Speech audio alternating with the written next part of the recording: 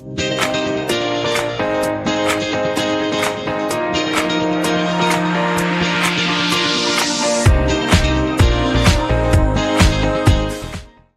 so in all your negotiations, you want to go through those 3 golden rules. Information is power, so get it. Maximize your leverage. Employ fair objective criteria. You also want to go through the 4th golden rule, design and offer concession strategy. Issue here is, what do you do about the timing? When do you move? The speed, how often you move? And the size, how big do you make your moves? Most important element to recognize and understand about the offer concession stage of the process is what usually occurs. What's usual, what is typical, what is the pattern? Why do we care what the pattern is? Because what's usual and typical drives our expectations, and our expectations drive our behavior. What's usual and typical drives our expectations, and our expectations drive our behavior. Let me give you an example of why it's so powerful to figure out who usually starts, who usually goes second, how do we usually go back and forth. And by the way, this relates to this timing issue that was raised earlier. Why is it so important? Let me give you an example. Last time most of you were in a department store here in the US looking for a shirt. Raise your hands if you negotiated the price of the shirt. Nobody. You're traveling in Mexico City. You see the exact same shirt that you saw in a department store here in the US. Now it's in an open marketplace in Mexico City. Raise your hands if you negotiate the price of the shirt. Why?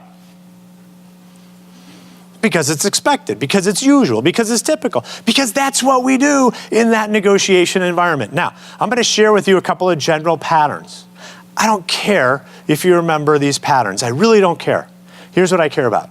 You need to know, in your negotiation environment, who usually starts, who usually goes second. If you're in supply chain, you need to know that. If you're in sales and marketing, you need to know that, because different environments have different patterns, and those different patterns drive different expectations. Here's a couple of general patterns. Number 1, the timing pattern. The longer you wait to start, the longer you wait between moves, the less eager you appear.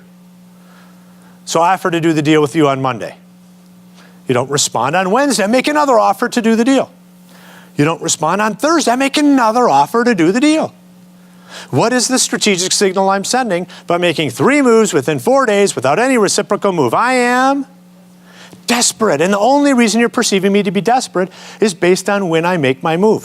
When you make your move, when you answer the call, when you return the call, when you send the email is a highly strategic and should be a highly strategic decision. The size pattern. Early concessions tend to be big moves. Later concessions tend to be small moves. So, I offered to do the deal for you at $1 million. Then you move. Then I offered to do it at $500,000. Then you move. Then I offered to do it, the deal at $250,000. Anybody want to guess my next move? It's getting smaller and smaller, right? Now contrast that. I offered to do the deal at $1 million. Then you move. Then I offered to do it at $700,000. Then you move. Then I offered to do it at $675,321. Now what signal am I sending you? I'm getting closer and closer to my end point, to my bottom line, to my plan B. By the way, I may not be. But I've designed an offer concession strategy to make you believe that that's where I am. You need to track this, manage it, analyze it. How far do they move, and when do they move? By the way, do we have to do the dance? I mean, if everybody knows that I start at 1 and you start at 10 and we end up at 5.5, why don't we just go to 5.5? I mean, really. Do we have to do the dance? How many of you deal with, we asked this before, how many of you deal with people that have egos? Okay. Do people that have egos need to see you move and feel like you move? Of course they do. They're getting a psychological benefit from this. By the way, it's not just people that have egos. Of course, all of us have egos. Some have larger egos than others, right? But all of us need to feel what at the end of a negotiation? What do we need to feel?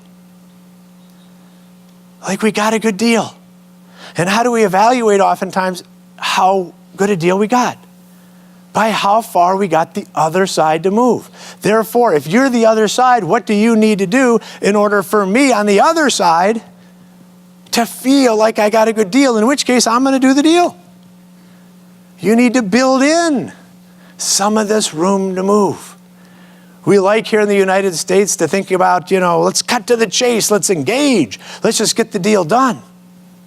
The dance has a very important psychological feeling in most negotiations. It's not just an inefficient, ineffective back and forth way. And it's not unethical because we all have a perception that that's a part of the process. What about the reciprocity rule? We tend to repay in kind what others provide to us.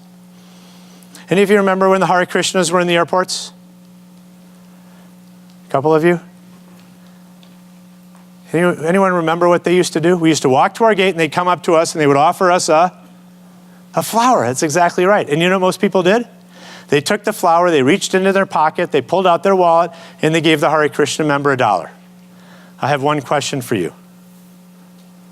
Why? Did you want the flower? Did you want to financially support the Hare Krishna movement? No, but you did it anyways. By the way, you know what most people then did? They went to the nearest wastebasket, they threw away the flower, they went to their gate. You know what the Hare Krishnas did?